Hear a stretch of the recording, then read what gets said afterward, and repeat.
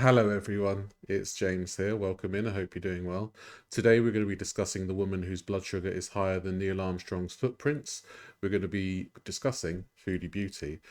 So, this video here is her eating a cheat meal.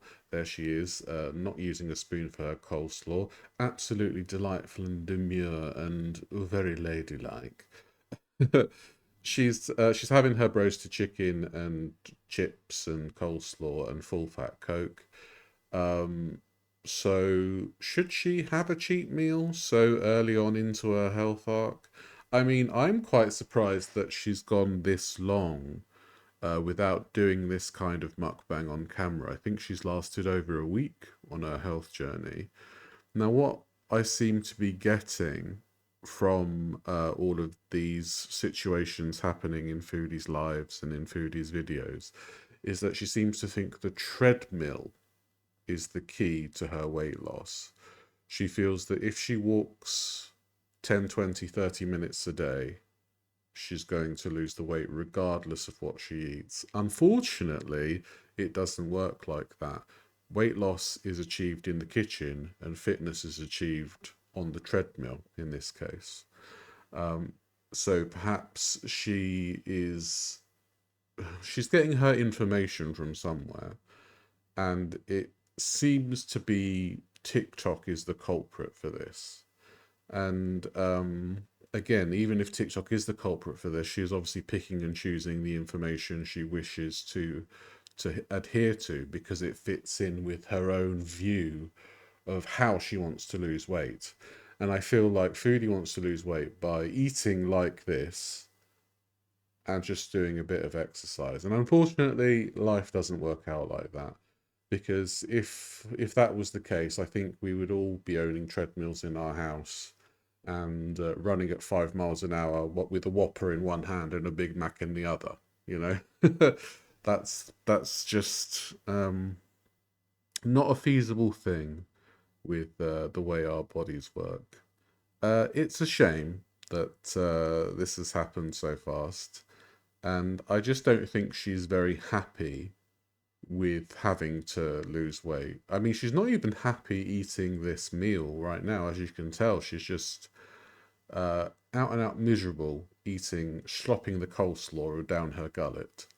And I don't really care about all that, you know. She's her happiness seems to hinge on food, and I know that that is a very it's a knife edge thing because you can be so happy eating the food and then a couple of minutes after everything's started to digest and you get in those tummy rumbles, you think, oh, I wish I didn't eat that, and then you're sad again. And yeah, it is tough. And I think that I don't know from the other reactions that I've seen, it's all very divided. You know, there are people out there that want her to succeed this time. There are people out there that don't really care either way. There are people out there that want her to fail from the off because they don't really, give a shiny shite. And everybody's entitled to their opinion. And at the end of the day, it's ultimately up to Foodie herself to get this health journey on the go. And she, by having passed the buck onto Salah, she could construe this as being his fault. You know, he's the one that's drawn her to this chicken clown fiesta.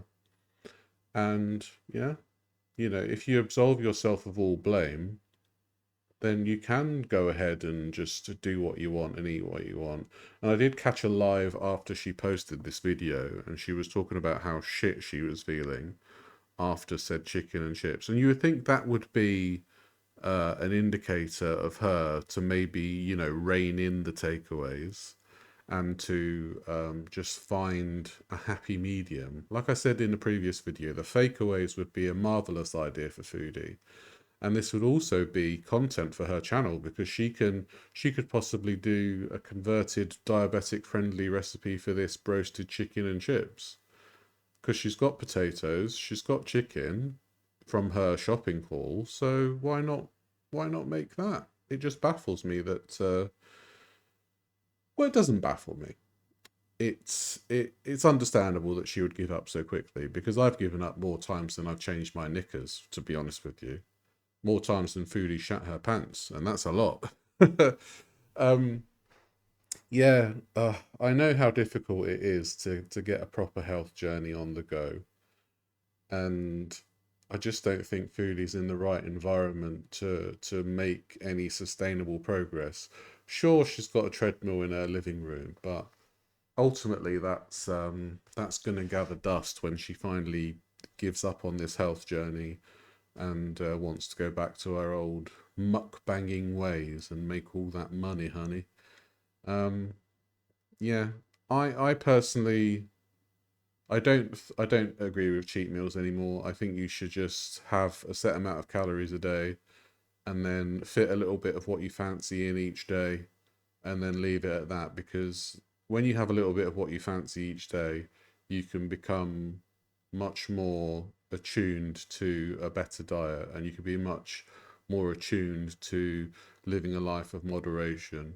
And I think ultimately a successful health journey takes moderation well into account. And unfortunately, when you see Foodie and the things that she eats when she's on a health journey, she doesn't do moderation on either side of the fence. She's always one extreme or the other.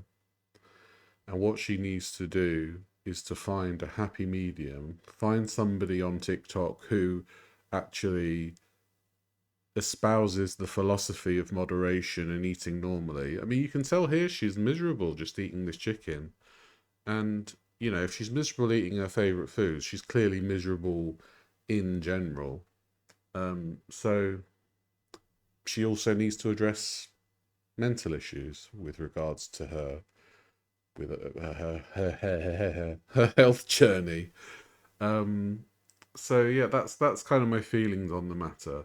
I wish that she would just research better than watching 20-second videos on TikTok. You know, when somebody's in a shopping mall and they're like, oh my god, this stuff's got winky wanks in. That's absolutely horrible for your retinas. Don't eat it.